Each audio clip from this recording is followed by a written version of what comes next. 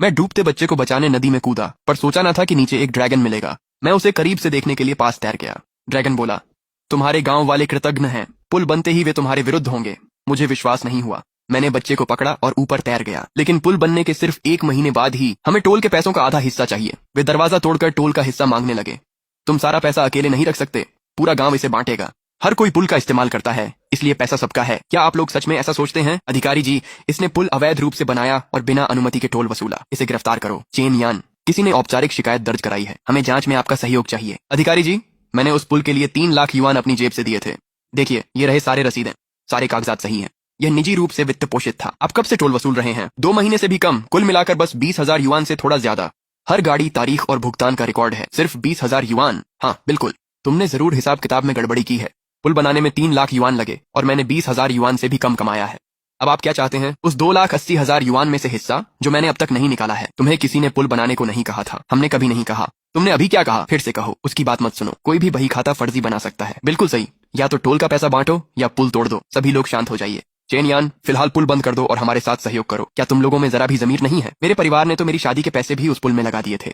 वो तुम्हारा फैसला था, हमें दोष न दो। चेन मंगचियांग, भूल गए जब तुमने मेरे परिवार से मिन्नतें की ताकि तुम्हारे पोते को रोज पहाड़ों में न चलना पड़े? बस बहुत हो गया। सब लोग चुप हो जाओ।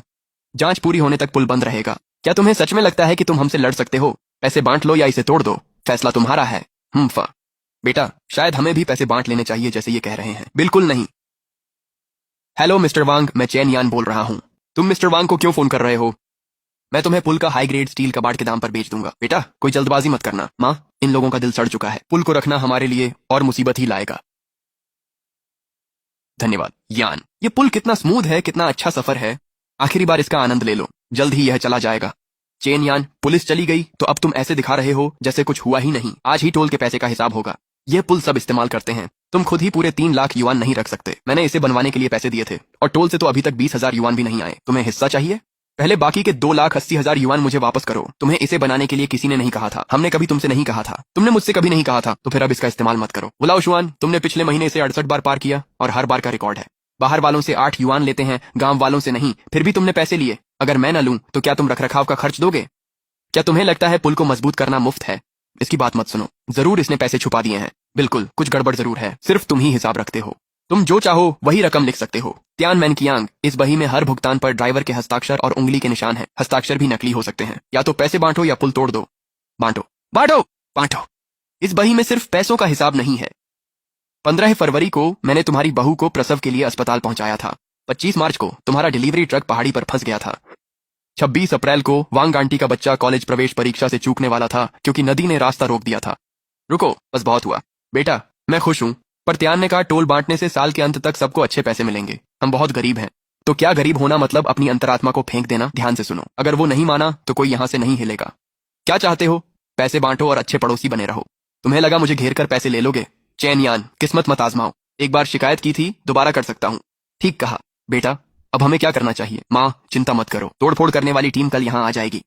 हमारे परिवार ने 3 लाख युआन दिए हैं, इसलिए जब स्टील निकाला जाएगा वो हमारा होगा। इस बार मैं उन्हें सिखाऊंगा कि जिंदगी में कुछ भी मुफ्त नहीं मिलता। पापा, क्या आपको लगता है कि चेन यान हार मान जाएगा? उसके पास कोई और रास्ता नहीं बचेगा। पूरा गांव मेरे साथ है। चेन यान, आज तुम्हें हमें जवाब देना ही होगा।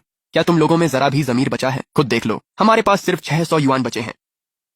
तियान मैनकियांग, क्या तुम भूल गए कि तुम्हारा पोता रोज इसी पुल से जाता है? तुमने खुद कहा था कि चेन यान ने गांव के लिए बहुत बड़ा काम किया है।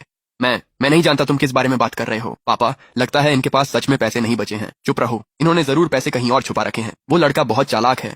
चेन यान, मुझे निष्पक्ष रहने दो। वो पुल सच में सबके लिए चीजें आसान बना गया, लेकिन सारा पैसा खुद रखना सही नहीं है। वांग आंटी, जब पिछले महीने आपका दिल जवाब दे गया था तो मैं ही आपको रात के 3 बजे अस्पताल लेकर गया था। मेरे बिना शायद आप यहाँ खड़े होकर मुझे सही गलत का पाठ नहीं पढ़ा रहे होते। घर जाओ, तुम खुद को शर्मिंदा कर रहे हो। तुम्हें बोलने की क्या जरूरत थी? उसे तुम्हें बेवकूफ मत बनाने दो। तो क्या हुआ अगर उसने हमारी कुछ बार मदद की? हम पड़ोसी हैं, क्या यही उसकी जिम्मेदारी नहीं है?